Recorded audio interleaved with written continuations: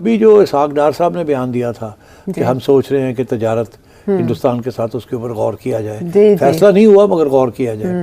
अब देखते हैं कि इंडिया क्या इस बात पर रजामंद होता है। देखें पाकिस्तान घुटनों पर बैठ गया और सरेंडर कर रहा है पाकिस्तान। जो एस्टैब्लिशमेंट का मौक़िफ़ है, ये मैंने पहले भी कहा था, जो फ़ौज के अंदर जो लीगल ओपिनियन था वो ये था कि ये 360-70 जो है जिसके ऊपर इतना कुछ हो रहा है, हम तो इसको मानते ही नहीं है। तो अगर वो उसको उठा के बाहर निकाल दिया तो हमें इससे कोई तकलीफ नहीं है, हम तो यूएन रेजोल्यूशंस के ऊपर बैठे हैं। हालात ये हैं कि मुल्क में जो हमारे नेचुरल रिसोर्सेज हैं, जो मिनरल रिसोर्सेज हैं, वो भी कम हो रहे हैं। गरीब आदमी 2 वक्त की रोटी को तरस गया है और उसकी सबसे बड़ी मिसाल पानी की कमी है। हमारी गैस खत्म हो गई है, इसी तरह तेल हमारा खत्म हो रहा है।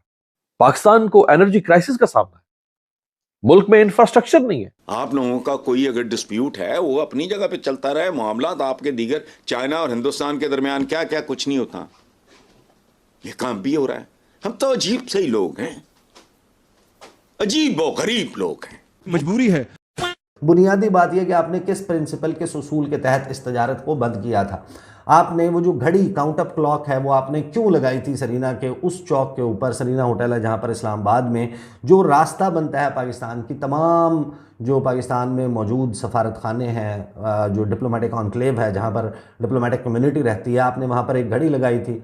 वो घड़ी उतर गई, गायब हो गई, किसी को पता ही नहीं चला कि कैसे गायब हो गई, किसने वो फैसला लिया। काकड़ साहब के दौरे हुकूमत में इंडिया ने जुल्म और बर्बरियत की। 5 अगस्त को इल्लीगली यूनिलैटरली अपने तौर पे उसने ये एक्शन लिया, लिहाजा हमने कहा कि ये घड़ी लग गई है और इस इवेंट को मार्क करेगी और जिस दिन ये रिवर्स होगा उस दिन उतरेगी जाके।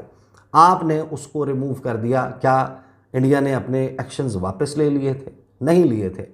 तो जो आपने पोजीशन ली थी, आप अपने पोजीशन से यूनिलैटरली पीछे जा रहे हैं। यही तजारत वाला मामला है। इस वक्त सूरत हाल ये है कि आपके जो दोनों ममालिक हैं उनके कैपिटल्स में उनके हाई कमिश्नर्स यानी एम्बेसडर्स नहीं हैं, वो डाउनग्रेड हुआ है। आपके हाई कमिशंस जो हैं वो अपनी फुल जो है वो कैपेसिटी में नहीं चल रहे।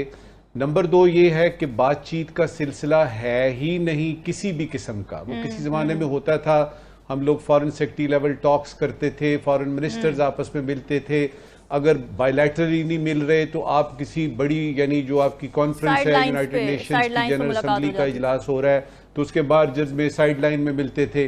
फिर हम ये देखते थे कि क्रिकेट टीमें आ जा रही हैं वगैरह वगैरह। इसमें से किसी किस्म की भी कोई बात नहीं हो रही बशमूल उस तिजारत के जिसका कि आपने जिक्र किया है। इस मुल्क के इंटेलेक्चुअल्स को उस मुल्क के इंटेलेक्चुअल्स को आपस में इंटरेक्ट करने दो, सियाहत को फरोग दो, कोई फलाना फलाना, बाकी अपने मामला जारी हो। पता नहीं क्या है, ये तो इस तरह फुटपाथ ही जो होते हैं ना, ये लोचे लफंग फुटपाथों पे इस तरह बिहेव करते। सबसे पहले तो ये बात करते हैं कि क्या अगर पाकिस्तान आज डिसाइड करता है कि हिंदुस्तान के साथ हमने तिजारत शुरू करनी है तो हिंदुस्तान मान जाएगा? आप अकेले ही तिजारत शुरू कर देंगे कि हम मान गए हैं? उसमें हिंदुस्तान का मानना डेफिनेटली जरूरी है और वो अंडर द सर्कमस्टांसेस वो पॉसिबल मुझे तो नजर नहीं आ रहा। अब औरंगजेब साहब से जब सवाल होता है, मैं आपको बताता हूँ औरंगजेब साहब ने प्रिसाइजली, उनसे तिजारत के हवाले से बात हो रही, उनसे सवाल हुआ, वो यूटिलिटी स्टोर वगैरह के दौरे पे गए हुए थे कराची, तो उनसे गुफ्तगू हो रही थी। तो उन्होंने कहा कि आप सुना कि कह रहे हैं इसहाक डार साहब के ट्रेड ओपन कर रहे हैं, तिजारत ओपन कर रहे हैं।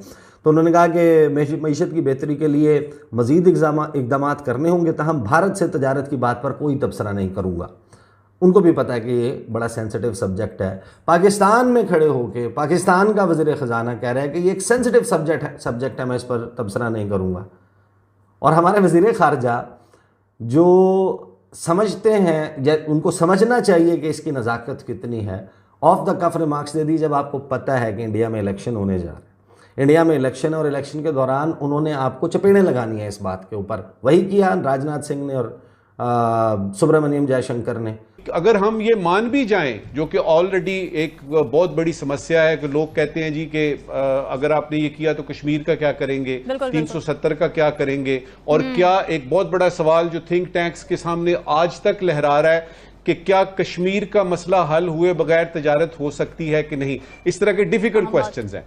तो उसमें दूसरे पर यानी जो आपका मरहला है ना कि तिजारत शुरू हो गई तो क्या होगा, पहले तो पहले मरहले को देखते हैं। उसको देखते हुए जो है वो मुझे ये लग रहा है कि ये एक स्टेटमेंट है ताजरों को खुश करने के लिए। हम सबको पता है कि इंडिया इस वक्त आपसे किसी किस्म की बात करने को तैयार नहीं है। 5 साल के गैप के बाद, शहबाज शरीफ की हुकूमत बनने के बाद, पाकिस्तान का सफारत खाना पहला इवेंट कर रहा है नई दिल्ली में।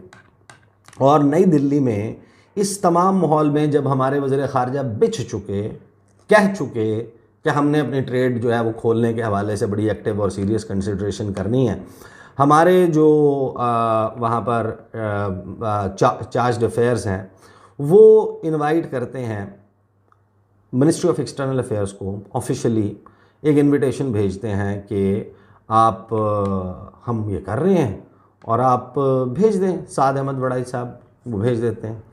पहली बात यह कि इंडिया इन तमाम ये सॉफ्टनेस दिखाने के बावजूद इंडिया कहता है कि हम नहीं आएंगे, आपका यौम पाकिस्तान का event we are not coming. India की कोई ऑफिशियल रिप्रेजेंटेशन वहाँ पर नहीं होती। इंडिया ने लिफ्ट ही नहीं कराई, पाकिस्तान के इस इवेंट के ऊपर नहीं गया। ऑफिशियल्स ने स्किप किया ये इवेंट और कंफर्म किया इंडिया टीवी को कि पाकिस्तान हाई कमीशन ने फॉर्मली सरकारी तौर के ऊपर दावतनामा मिनिस्ट्री ऑफ एक्सटर्नल अफेयर्स को भेजा था और मिनिस्ट्री ऑफ एक्सटर्नल अफेयर्स ने डिसाइड करना था कि हमने फॉरेन मिनिस्टर को भेज रहे हैं, फॉरेन सेक्रेटरी को भेज रहे हैं, किसी एडिशनल सेक्रेटरी को या किसी भी कोई ऑफिशियल जो है वो नहीं भेजा गया।